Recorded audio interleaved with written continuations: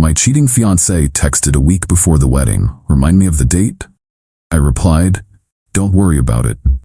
Then I canceled the wedding and used the deposit for a freedom party. Minutes later, her father was screaming on the phone after her card was declined.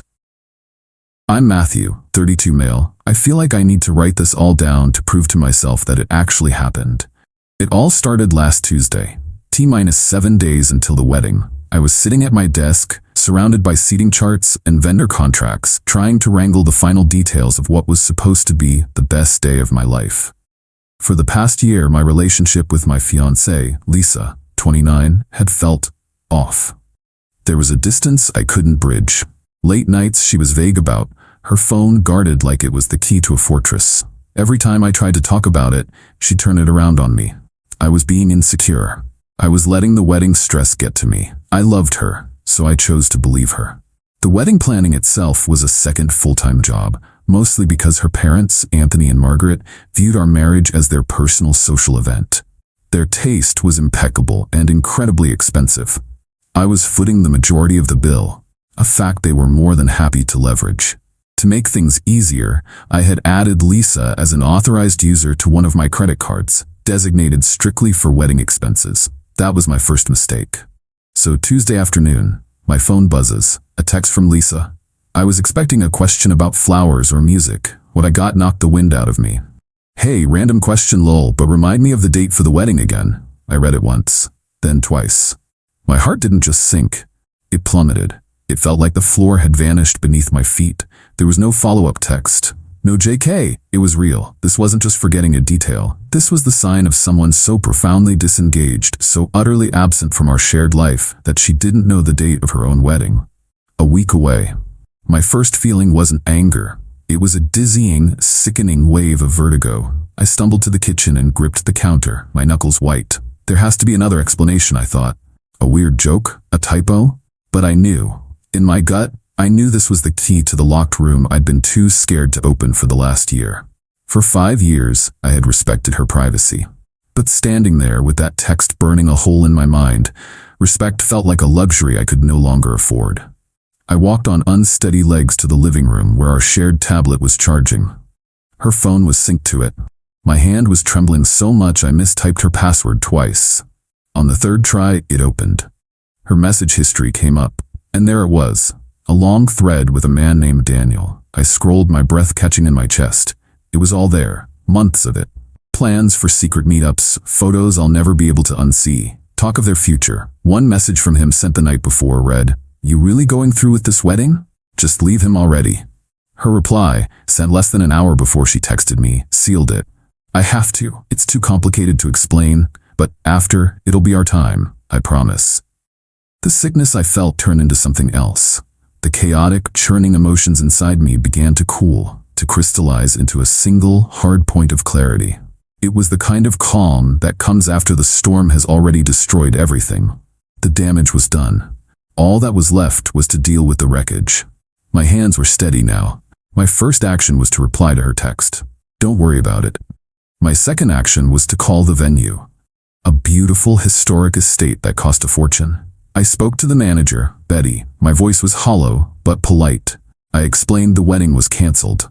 She was professional, expressing sympathy before gently reminding me that the $20,000 deposit was, per the contract, strictly non-refundable. She did say, however, that I retained a venue credit for that amount, valid for 1 year, that could be used for any future event.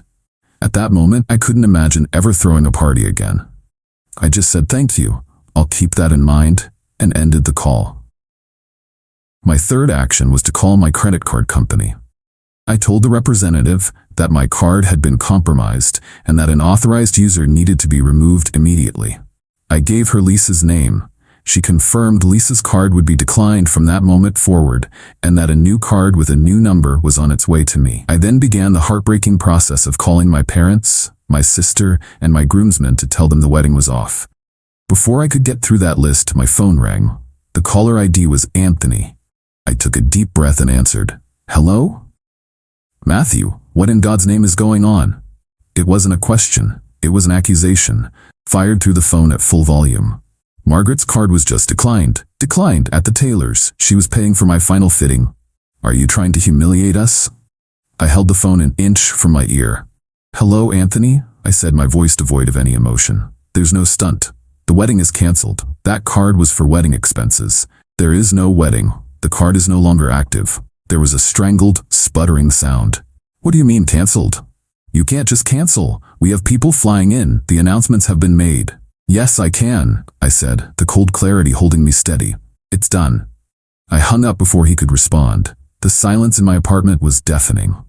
I walked to the window and looked out at the city lights, not really seeing them.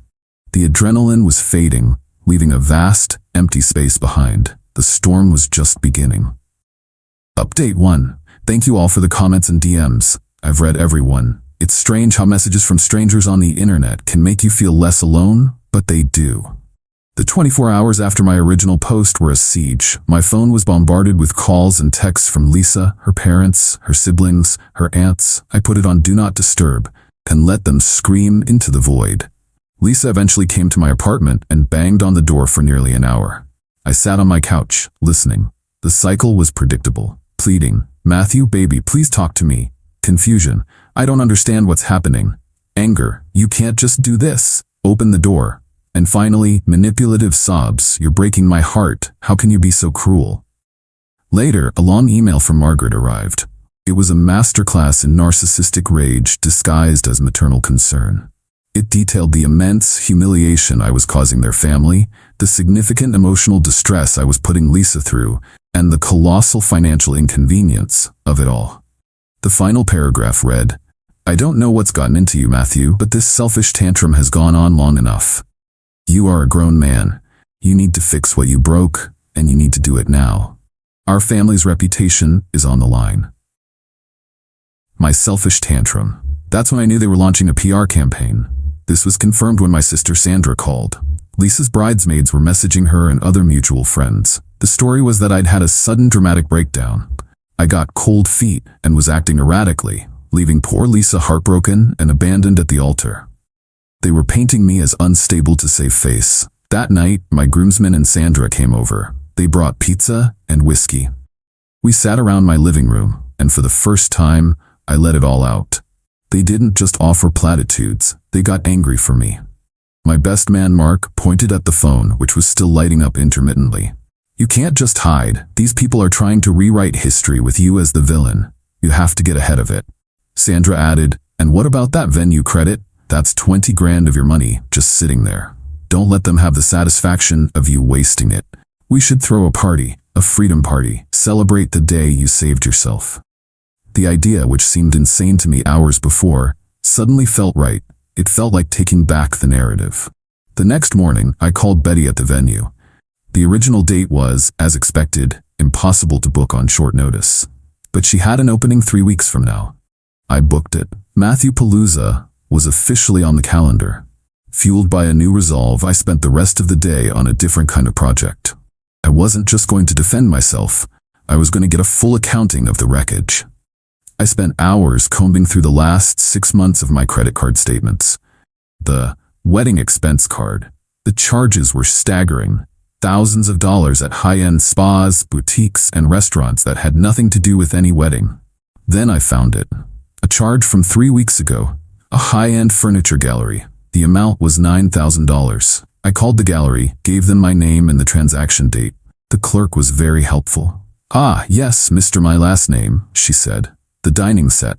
It's a beautiful piece. Your mother-in-law, Margaret, said it was a surprise wedding gift for your new home. Delivery is scheduled for the week after the wedding. She bought herself a $9,000 dining room set on my card and was going to pass it off as her gift to us. The sheer audacity was breathtaking. I canceled the order immediately. This was the final piece of evidence I needed. My quiet, calm anger returned, but this time it was focused. This wasn't just about infidelity anymore. This was a calculated financial extraction. I knew they wouldn't stop. Their campaign to paint me as the villain would only escalate. It was time to show them I had receipts, both literal and figurative. Update 2. The situation has escalated. The smear campaign continued, and I started getting texts from numbers I didn't recognize. Friends of Lisa's parents, telling me how disappointed they were in my immature behavior. They were trying to pressure me from all sides. So I moved forward with my plan. But it had to be smart. It had to be legally sound. My sister's friend, who is a paralegal, gave me some advice over the phone. You can't hold their property hostage. That's illegal, she said. But returning gifts is proper etiquette. Informing the gift givers of the circumstances is your prerogative, and suing for documented expenses is your legal right. What you do with that information is up to you. Her words gave me a new, much better idea. Not raw revenge. Strategic justice. First, I created 2 meticulously detailed spreadsheets. The first spreadsheet was an inventory of every wedding gift that had arrived at my apartment from Lisa's side of the family and their friends. I listed the item, the sender, and the retail value. The total was well over $30,000. The second spreadsheet was my bill of damages. It listed every single non-refundable deposit and personal expense I had incurred based on a direct, documented request from Lisa or her parents. I had the emails and texts to back up every line item. The $5,000 non-refundable deposit for the specific band Margaret insisted on. Darling, we can't have just any band. The $2,500 for the custom ice sculpture of their family's golden retriever. The $9,000 for the canceled dining set Margaret tried to buy herself. The $3,000 for specific floral arrangements her mother had to have. Non-refundable plane tickets I'd bought for 2 of her cousins who couldn't afford it, and on and on. The grand total of their specific, documented demands came to $24,750. Then, with Sandra's help, I drafted a letter. It was calm, professional, and absolutely devastating. It was addressed to Anthony and Margaret. The letter stated the following: that I was in possession of numerous wedding gifts from their friends and family, that proper etiquette demanded these gifts be returned to the original senders, that each gift would be returned with a personalized note from me. The note would thank them for their generosity and briefly, factually explain the reason for the wedding's cancellation and the gift's return, due to Lisa's infidelity and the subsequent discovery of significant non-wedding related expenses charged to my accounts. It then mentioned the second spreadsheet, a copy of which was included with the letter. It laid out the $24,750 in costs I had incurred directly due to their requests. Finally, the offer: they had 10 business days to wire me the full $24,750 as reimbursement. If they did, I would agree to return the gifts to them in a single, discreet drop-off for them to handle as they saw fit, with no accompanying notes. My silence, essentially. If the deadline passed, I would proceed with my original plan of returning every gift directly to their friends, complete with the explanatory notes. The threat wasn't illegal. It wasn't extortion. It was a choice. They could either quietly reimburse me for the money they'd effectively squeezed out of me, or I would systematically and politely dismantle their social reputation, piece by embarrassing piece. I was giving them the opportunity to choose the privacy they so clearly valued over the money they felt entitled to. I sent the letter via certified mail, with signature required. The ball was now in their court. I didn't know if they'd call my bluff. But for people obsessed with appearances, I knew explaining this to their entire social circle was a nightmare scenario. I was betting that their pride was, for once, worth less to them than their reputation. Final update. It's been a while. The dust has settled, and I finally have the headspace to write this all down. The letter was delivered on a Monday. The signature confirmation email felt like a starting pistol. For 2 days, there was absolute silence. Then, the attack came, but through a different channel. Margaret called my mother. She didn't scream. She was crying. She spun a tale of a confused young man, me, throwing away his future, of a heartbroken daughter, and of a terrible misunderstanding. She begged my mom to talk some sense into me, to get me to stop this cruel crusade. My mom, who I had already told everything, was magnificent. She listened patiently and then said, "Margaret, it sounds like Matthew has everything documented. I suggest you deal with him and his sister directly. Do not call this number again." The next move was a text from Lisa to me. It was the first one since I'd ignored her at my door. It was a novel.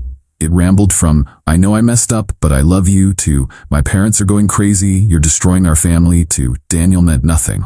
The final line was a desperate plea.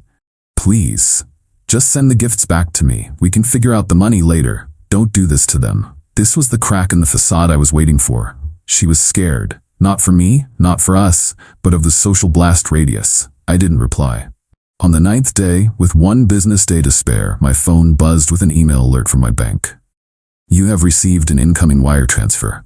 Amount, $24,750. I stared at the screen for a long time. It wasn't a feeling of victory, not yet.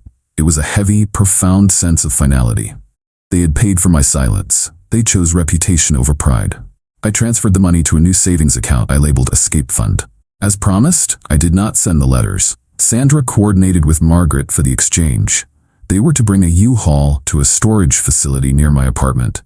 Sandra and my best man, Mark, oversaw it. I wasn't there. I couldn't be. Sandra told me it was colder and more pathetic than she could have imagined.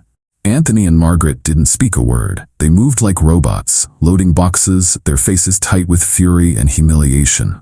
Lisa sat in the cab of the U-Haul, staring straight ahead. She looked small. The Freedom Party, 3 weeks later, was everything I needed it to be. It wasn't a wild rager. It was a gathering in that same beautiful ballroom, but filled with warmth and genuine support. We used the credit. I gave a short toast, not about betrayal, but about gratitude for true friendship. It was the first day I felt genuinely light. I haven't heard from them since the exchange. Through mutual acquaintances, I've heard that Lisa and Daniel are living together, but it's far from the romantic escape she'd pictured. The truth, in hushed tones, got out. My surgical strike worked. I never had to detonate the bomb, but they knew it was real. Their family is still navigating the social fallout. As for me, the healing is a process. I'm in therapy, untangling the last 5 years. Some days are still heavy. But I took the Escape Fund and booked a 2-week trip to a place with mountains and no cell service. I needed to stand on solid rock for a while.